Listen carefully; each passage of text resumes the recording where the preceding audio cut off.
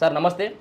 Sir ముందుగా గురుకుల సంబంధించినటువంటి విషయాన్ని కనుక మనం మాట్లాడుకున్నట్టయితే ఉంటే 9210 పోస్టులని గత సర్కార్ ఇచ్చిందా లేకపోతే ఈ సర్కార్ ఇచ్చినటువంటి పోస్టులుగా భావించవచ్చా? దీంట్లో ఉన్నటువంటి 6000 పోస్టులు మాత్రమే ఫిల్ చేయడం జరిగింది, మిగతా ఉన్నటువంటి పోస్టులు ఫిల్ చేస్తారా లేదా? దీనికి మీరు ఇచ్చేటువంటి సమాధానమే. అంటే వాస్తవంగా ఏ సర్కారు నోటిఫికేషన్ ఇచ్చినా ఖాళీలను నింపే బాధ్యత ఎగ్జిస్టెన్స్లో ఉన్న సర్కారు మీద ఉంటుంది. వాస్తవంగా గురుకుల నోటిఫికేషన్ని గతంలో టీఆర్ఎస్ ఎలియాస్ బీఆర్ఎస్ నోటిఫికేషన్ అది, కానీ వాటికి సంబంధించిన అపాయింట్మెంట్ ఆర్డర్స్ని వాళ్ళు ఇవ్వలేకపోయినారు. ఇక్కడ రెండు విషయాలు ఉంటాయి, అపాయింట్మెంట్ ఆర్డర్స్ వేరు, పోస్టింగ్స్ వేరు.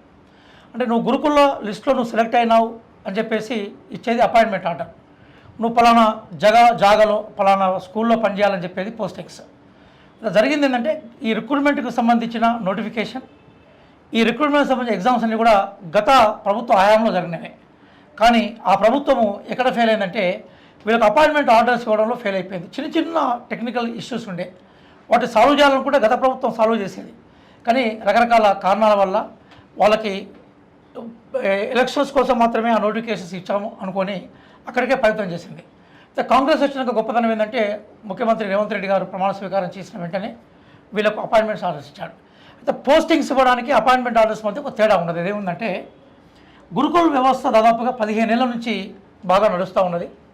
గత 10 ఏళ్లలో అది చాలా బలోపేతం చేయబడింది. ప్రధానంగా అప్పుడు ప్రవీణ్ కుమార్ గారు ఉన్నప్పుడు స్కూల్స్ యొక్క మనకి ఎస్టాబ్లిష్మెంట్ కానీ ఎక్స్పాన్షన్ జరిగింది.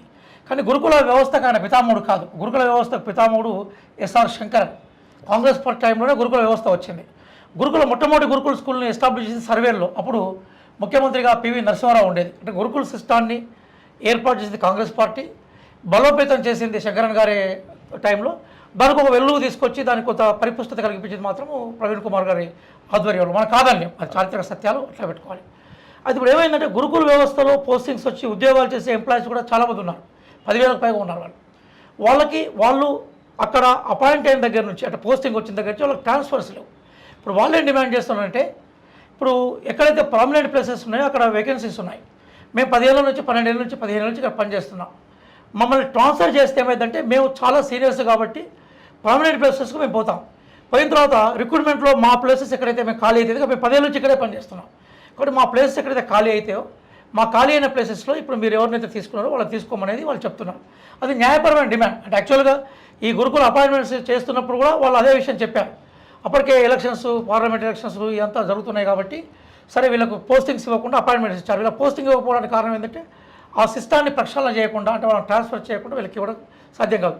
కొంచెం పాలిటిక్స్ వేరు, గవర్నెన్స్ వేరు, రెండు వేరు చూడాలి. అంటే దీంట్లో ఇంకా క్లారిటీ సార్, అంటే అసలు ఇప్పుడు ఆల్రెడీ అకాడమిక్స్ ఇయర్ స్టార్ట్ అయిపోయింది, చాలామంది కూడా అభ్యర్థులంతా ఎగ్జామ్స్ రాసి నియామక పత్రాలు అందుకున్నటువంటి వాళ్ళందరూ కూడా మ్యారేజ్లు దరిదాపుగా అయినటువంటి వాళ్ళ ఫ్యామిలీ అంతా డిస్టర్బ్ అయ్యేటువంటి అవకాశం ఉంది, వాళ్ళ పిల్లల్ని స్కూల్లో ఎక్కడ వేయాలన్నటువంటి ఒక గందరగోళమైనటువంటి పరిస్థితి ఉంది. ఇంకా ఎంత టైం పడుతుంది? ఆల్రెడీ టైం పడుతుంది. మంచి ప్రశ్న. అయితే ఆ ప్రాసెస్ స్టార్ట్ అయ్యి నిన్న సాయంత్రం పూట, నిన్న అర్ధరాత్రి మనకు సీనియారిటీ లిస్ట్ను వాళ్ళు తీసుకున్నారు. అంటే ఆల్రెడీ గురుకులలో ఎవరెవరు పనిచేస్తున్నారో, సీనియర్స్ ఎవరు, జూనియర్స్ ఎవరు, ఎంతకాలం పనిచేస్తున్నారు, ఎందుకంటే కౌన్సిలింగ్కి ముందు బేసికల్గా తీసుకునే ప్రక్రియ నిన్న స్టార్ట్ అయింది. బహుశా నాకు తెలిసి ఈ మంత్ ఎండింగ్ వరకు 2 అవుతాయి అనుకుంటాను. ఒకటి గురుకుల సిస్టంలో పనిచేస్తున్న వాళ్ళ ట్రాన్స్ఫర్స్ అవుతాయి, అట్లాగే 1:1లో ఎవరైతే సెలెక్ట్ అయినారో వాళ్ళకి సంబంధించిన ప్లేస్మెంట్ జరుగుతుంది. ఈ 2 జరుగుతాయి. ఈ 2 జరిగిన తర్వాత ఏం జరుగుతుందంటే మనకి డౌన్ మెరిట్ లిస్ట్ని తీస్తారు. అంటే మెరిట్ లిస్ట్ని తీసుకొని డౌన్లోడ్ చేసుకొని అందులో వీళ్ళు పోయిగా ఎక్కడెక్కడ వేకెన్సీస్ ఉన్నాయో ఆ వేకెన్సీస్లో ఇంకెన్ని ఖాళీలో ఎంతమందికి ఇవ్వగలుగుతారు అనేది క్లారిటీ ఉంటుంది. అప్పుడు మీరు చెప్పిన రిక్రూట్మెంట్ ఆర్డర్ చేస్తారా లేదా డౌన్ మెరిట్ లిస్ట్ని బేస్ చేసుకుంటారా అనేది క్లారిటీ వస్తుంది. అయితే ఇప్పుడు ఎందుకు పిల్లలు సీఎం గారి ఇంటి దగ్గరికి పోయారు, సీఎం గారు సానుభూతితో వాళ్ళని పిలిచారు, మాట్లాడారు. బహుశా మీరు కూడా దాన్ని కవర్ చేస్తుంటారు. మీరు జరుగుతుంది ఏంటంటే ఈ గవర్నెన్స్ ఆర్డర్లో 6వ తారీఖు వరకు మనకు ఎలక్షన్ కోడ్ ఉండేదండి. 6వ తారీఖు వరకు ఎలక్షన్ కోడ్ ఉండేసరికి ఏమైపోయిందంటే గవర్నమెంట్ ఏమీ నిర్ణయాలు తీసుకొని ఇంప్లిమెంట్ చేసే పరిస్థితి లేదు. అది అయిపోయిన తర్వాత గవర్నమెంట్ ఇమీడియట్గా హోదాం తర్వాత ఒకటి చేస్తుంది. మనకు ఓవరాల్ చూస్తే గందరగోళం కనబడుతూ ఉంటుంది, కానీ గందరగోళం ఏమి ఉండదు. ఏ డిపార్ట్మెంట్ వైజ్గా ఏ విషయాన్ని చెక్ చేసి చూస్తూ ఉంటే ఆ పరిష్కారం అవుతూ పోతూ ఉంటుంది. అందుకోసం ఇందులో ఇప్పుడు వీళ్ళకు ఎట్లా తీసుకోవాలన్న దాని మీద సర్వే సంగీత మేడం, ఆమె ఐఏఎస్ ఆఫీసర్, ఆమెకు బాధ్యత ఇచ్చారు. ఆమె తన అసిస్టెంట్లో పెట్టుకొని రేయింబవళ్ళు దీని మీద వర్క్ చేస్తూ ఉన్నది. ఈ మంత్ ఎండింగ్ కల్లా, ఇప్పుడు మనం దాదాపుగా 14-15 తారీఖులో ఉన్నాం మనం, ఈ మంత్ ఎండింగ్ కల్లా వాటి మీద క్లారిటీ ఉంటుంది. గురుకుల సిస్టమ్ ఏదైతుందో అది సరే ఏదేమైనా కూడా గురుకుల సిస్టమ్ అనేది పూర్తిగా ఎడ్యుకేషన్కి అది పూర్తిగా పరిష్కారం కాదు. ఎక్కువ హై స్కూల్లో డెవలప్ చేయాలి. గురుకుల సిస్టమ్ వచ్చినాక స్కూళ్ళు అన్నీ కూడా ఫినిష్ అయిపోయినాయి. హై స్కూల్ ఎవరు పట్టించుకోరు. ప్రైమరీ స్కూల్లో చదువుతున్నారు పిల్లలు, డ్రాప్ అవుట్స్ అవుతున్నారు. గురుకులలో అడ్మిషన్ దొరకని వాళ్ళు మిగిలిపోతున్నారు. గురుకుల ఎక్స్పెరిమెంట్ మంచిదే, నేను దాన్ని వ్యక్తిగతంగా ఆహ్వానిస్తాను. కానీ అది రూపాన్ని మార్చుకోవాలి. అది కామన్ స్కూల్ రూపంలో రావాలి నెంబర్ 1. అట్లాగే అది అవకాశం ఉన్న వాళ్ళకు సెమీ రెసిడెన్షియల్ స్కూల్లో కూడా ఉండే ప్రయత్నం చేయాలి. ఆ దిశగా గవర్నమెంట్ ఏర్పాటు ప్రయత్నం చేస్తుంది. ఒకటి మాత్రం చెప్తాను, త్వరలో ఎడ్యుకేషన్ కమిషన్కు ఒక గొప్ప వ్యక్తి కమిషనర్ రాబోతున్నాడు.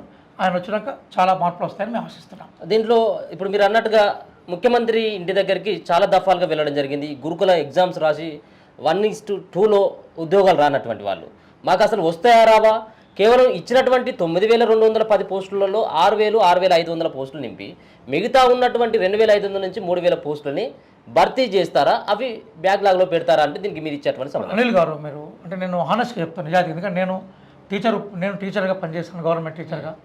జాబ్ రిజైన్ చేశాను. ఎడ్యుకేషన్లో నాకు కొంత అనుభవం ఉంది, నేను చూస్తాను. నేను ప్రత్యేక పనిచేశాను ఒక టీచర్ స్థాయి నుంచి యూనివర్సిటీ స్థాయి వరకు పనిచేశాను. ఇక్కడ విషయం ఏంటంటే ఎలక్షన్ కోడ్ 6వ తారీఖు వరకు ఉండేది సార్. అప్పుడు ఆ లోపల మీరు ఎన్నిసార్లు పోయినా ఎవరు సమాధానం చెప్పేవాళ్ళు ఉండరు. ఇప్పుడు ఆ సమాధానానికి అంటే వాళ్ళు లేవనెత్తిన ప్రశ్నలకి సమాధానాన్ని వెతికి ఆ సమస్య పరిష్కార దిశ వైపు అవుతుంది. నిన్న రాత్రి సీనియర్ మెరిట్ లిస్టు రిలీజ్ చేయడమే పెద్ద ఉపశమనం. అది అయిందంటే వేగరంగా వెళ్ళిపోతూ ఉంటాయి. కాబట్టి నేను మీ ద్వారా, ఎందుకంటే మీ ఛానల్కు ఒక గుర్తింపు ఉంది, చాలామంది చూస్తుంటారు. నేను విద్యార్థి లోకానికి ప్రధానంగా గురుకుల్ మిత్రులకు చెప్పేది ఏంటంటే దయచేసి కొంత ఓపిక పట్టండి. బహుశా ఈ మంత్ ఎండింగ్ కల్లా ఒకవైపు 1:2 లిస్టులో ఉన్న వాళ్ళకి ఆన్సర్ దొరుకుతుంది, 1:1 ఉన్న వాళ్ళకి పోస్టింగ్ వైపు వెళ్ళిపోతారు. ఆల్రెడీ గురుకులాల్లో మాకు ట్రాన్స్ఫర్స్ కావాలనుకునే వాళ్ళకు కూడా ఆన్సర్ దొరుకుతుంది. బహుశా ఇంకొక 2 వారాల్లో ఈ సమస్యకు ముగింపు కలుగుతుందని నేను ఆశిస్తున్నాను.